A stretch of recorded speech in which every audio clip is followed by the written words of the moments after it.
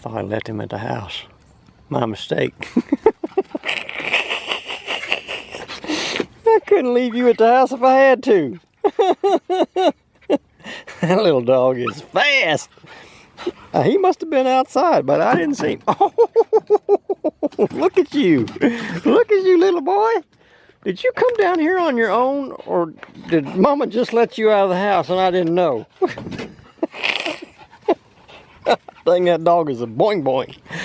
Oh, Lordy. Okay, well, I came down here to testify. I'm working on the theory that having stiff materials at the back end of the fly is a mistake. So this has nothing but marabou and rabbit strip, or rabbit fur, and a couple of very flimsy legs out the back and an X pattern legs out the front. This will look like a whole lot of things to these fish, and I'm really hoping they like it. Okay, this little fly has a couple of differences. First of all, the tail is made of nothing but very pliable, very soft material. It's got an X pattern legs, and it has extra orange spinnerbait skirt coming out the back. It has the eyes that I'm doing the new way, and that's basically a Sharpie marker. You make an indentation in the foam, use a hole punch to make an eyeball. That makes that 4 layers thick on this tiny fly. I'm hoping this thing is better balanced and still tough. It's not coated with anything to keep the foam from getting saturated. I kind of think that's having an effect too, so I want to see what happens when you don't do any of those other things. That's a pretty little fly. Probably too much color. I probably ought to be doing this thing in yellow and black, nothing else. Alright, first impression is it looks pretty good in the water. See, as it gets a little bit saturated. See what's up here on this end of the pond. There's something moving some water over here. My fly fishing friend Ron Mayfield, he's famous more or less in Texas anyway. He's a certified casting instructor. He was saying at our last real recovery retreat, he was one of the buddies, he was saying that he's done a lot of experimenting, and he believes that the scent that a particular fly will give off is if you have a fly that the fish inspect and then don't take, and you know it's a good pattern, he said it's the scent of it. If you've been using those glues and all that stuff, it stinks. I mean, if you can smell it, the fish can smell it. That's basically what he was saying. And he's gone to using a glue that uses blue light, not UV light, and it's water-based. It has virtually no scent. I haven't looked into that yet, but it makes sense. Just see if there's any little bass up in here. Boom, there's one. What is that, sunfish or a bass? I think that's a sunfish. No, yeah, it is. Okay, that's a good sign. That's a smaller sunfish, and he had no problem getting that fly deep in his mouth. That fish took that fly completely in, and that's just a normal size sunfish. That's a good sign. Tell you what, you need a pond full of that size. That size and smaller, believe it or not. Get out there. Sorry, be so rough on him, but I dropped you. Shouldn't have squirmed. Alright, let's see if it works on the bass as well. That one did everything like a sunfish does. Very slowly came up and just slurped it in. Bass, oftentimes when I catch bass on a popper, they annihilate it just as soon as it hits the water. I believe that I have discovered something that matters. and that is on the back of these flies, especially for sunfish. Those materials have got to be very pliable. They got to be able to get it out of the way. What do we got? Another sunfish, or is this a bass? It's a bigger fish, whatever it is. Yep. This is a big sunfish. What the heck? I've been fishing everywhere for these things and haven't been catching them. Uh-oh, uh-oh. He gets in those weeds, I'll lose him. Wow, this is a big sunfish. Okay, so it works on big. Hey, that's a red ear. We don't have a lot of those in here. That's a big red ear. Wow. There's a great big red ear. We honestly don't have very many of these red ears in this pond. But that is a big one. That's almost as big as the ones on the brasses. Once again, he's got it completely inside his mouth. Can't even see the fly. God dang it, did it on that one too. Barber's hook pops right out. Goodbye. Thanks for coming. Wow. That makes me feel like I've made a discovery. The two fish that took a whack at it both got hooked. And that's honestly what I'm looking for. That is exactly what I'm trying to get in these flies, is that they actually hook the fish. I've had so many strikes that they just totally miss it. They totally miss that dang thing. And that is not good. It's frustrating. But I think I got something figured out. Let's see if there's another one in there. Plus, oh, look at that. This fly having the X pattern in the legs, that matters too. Well, it's hard to believe, but I think it matters because that makes it look like a bug, as well as a frog, as well as a little minnow. This particular fly looks like a lot of things. See, there's one deep back in there. Boom. This fly's already been more productive than the last ones I've been using here. I didn't catch hardly anything on this end. Had to go fish the beds to find them. Alright folks, let me show you what I mean about this fly with a soft rear end, where the materials on the back of the fly are much more flexible. They're not stiff feathers. The hackle feather that I use is going to be to create the collar around the back of the fly. Is going to also be very soft. Basically, you start with this is a number 8. These hooks are from Green Caddis. It's just a barbless streamer hook in size number 8, and the reason I'm doing it in 8 instead of 6 is because the 8 is better suited to sunfish and still catches bass. Alright, I'm going to do this in multiple layers. First layer, I'm going to put in just the tiniest bit of flash, just a couple of strands.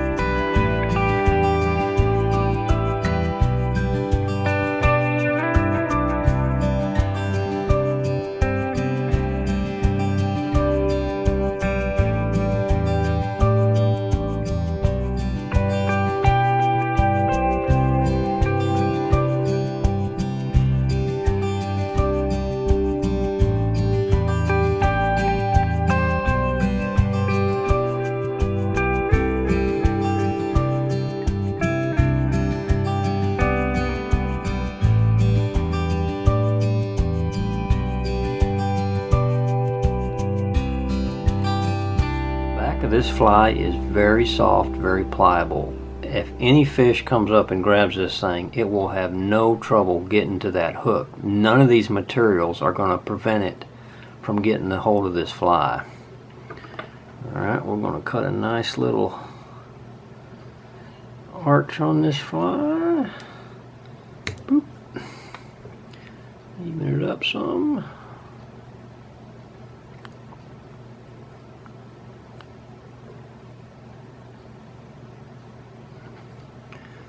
Alright, that looks good.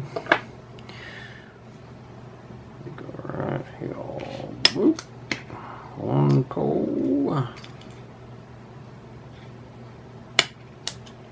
Two eyes. Because I cut the head on this thing so small, this little thing is going to cover most of the front of that fly. Alright, let me glue that on there. And then I'll give it the super glue eye treatment.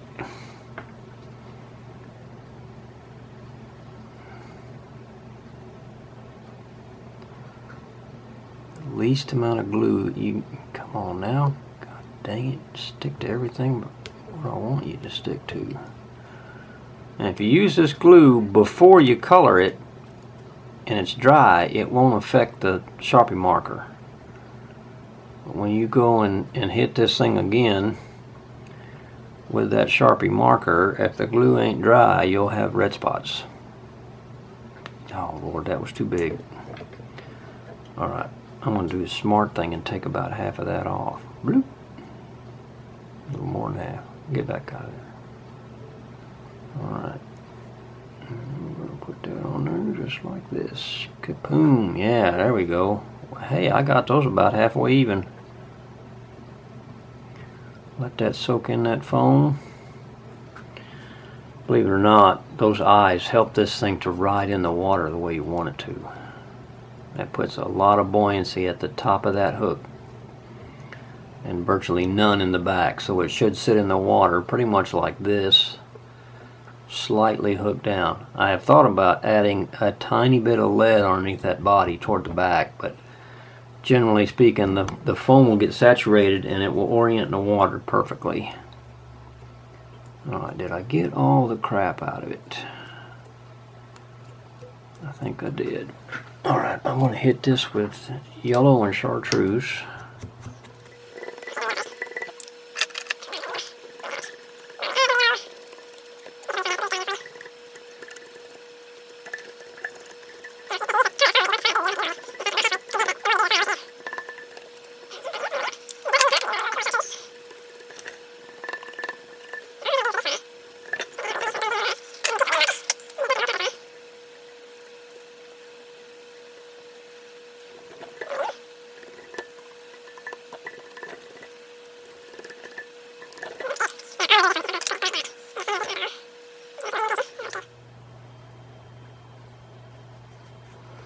Now, honestly, that's all you'd actually have to do. That's a perfectly good eye.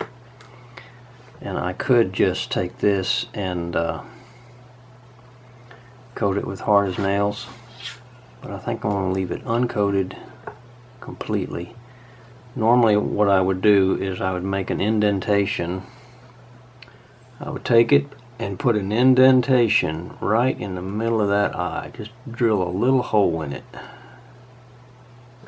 Just like this. He's got a toothpick in his eye. And then I would put a very tiny drop.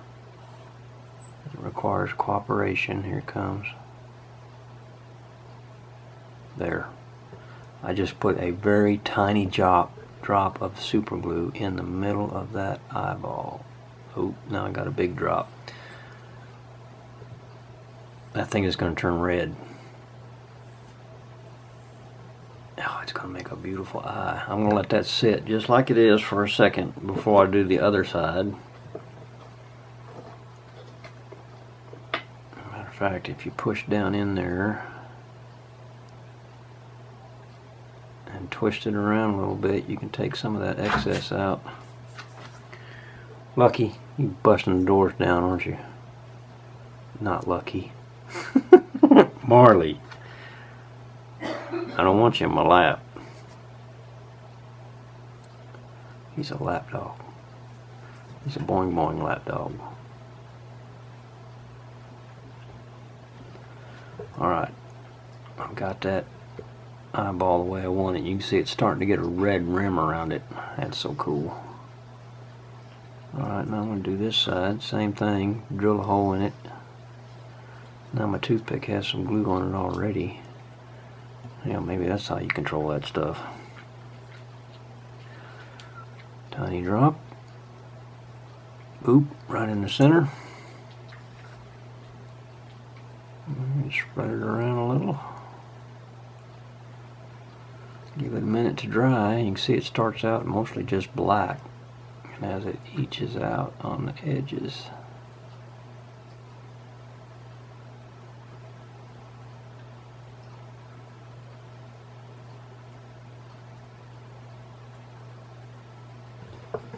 see how that does. Now, if I wanted to make the fly much more permanent, tougher, I would coat it with hard as nails. This isn't hard as nails, this is nail treatment, all-in-one strengthener. I think it's, but this stuff will harden the foam and seal it. But in this little bitty fly, I don't think it matters. I'm quite sure it doesn't matter at all. Alright, the only other thing I would do is put my legs on it. And so we'll go ahead and run some legs through it. I'll take a spinnerbait skirt. I've got black ones for the front. A spinnerbait skirt here and put it on there, throw it up through a needle, tie a knot in it. You tighten that knot down, and it's nice, guys. It's a nice size knot. And you simply run it between below and just back of the eyeballs, but above the hook. This hook is this needle is probably a little bit too big. And then what you're doing is you're taking that knot and you're pulling it into the foam until it's about in the middle. Boom. A little bit more. And if you got a good spinnerbait skirt, it won't break on you. There you go. And then you take this and you cut it. You can leave them long or you can shorten them, however you want to do it. I prefer to use the hook as the guide so that they don't have a tendency to stick underneath the hook, because they'll get like that and stick underneath the hook. See how that is? So I like to cut them so that they're not quite long enough to get underneath that hook. And that's probably want these legs about that long. There, it's done. Never to be changed. In the meantime, the super glue has begun to dry on the eyes, and you do need to give it a while. It will dry completely hard. And then if you want to, you can take some UV glue and put it on top of there. But I've learned you have to wait for this stuff to completely dry, or it'll react and it will bubble up, and the UV glue will separate from the fly. I've tried UV glue in coating them and it don't work. It peels off. It does not saturate into the foam like super glue does.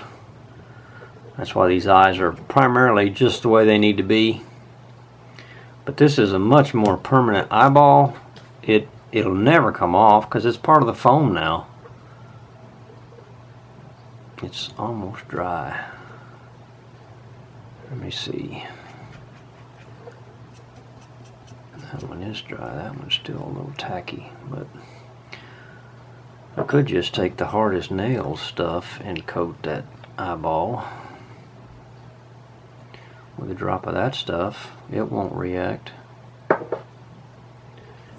Go here and do another drop on this one. That looks good. It'll take a lot longer, dry much slower. I went over my time limit for a single file. There you go.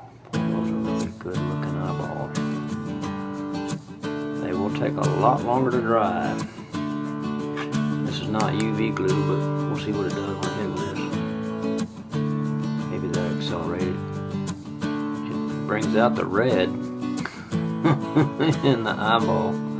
If you can see that or not, but boy, that eyeball glows when that UV light hits it.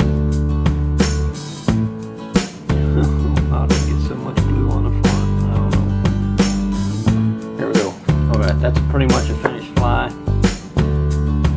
I'll let that hard as nails type stuff, fingernail polish, dry while we're producing a video. What do you think? Pretty good fly, huh? It's a strip set. You don't pull the fly away from them and you don't end up putting it behind your 60 feet.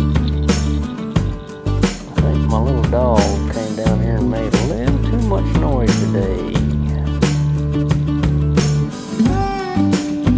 Working this whole thing, trying to catch frogs. He's just like a little boy. Super excited. Working on that armadillo again. Brother said he's gonna get back when we get to the house. That sunset. Unfortunately, it's behind the tree. It looks pretty. Oh, I got one. The key is to not pay attention to what you're doing. It's a big sunfish too. Yeah, it's one of the big ones. Come here, fish. Come here. Oh yeah, this is a monster. This is a monster fish. Right in the net. Yep, that's a big one. That's one of the giant fruits. They're so much bigger than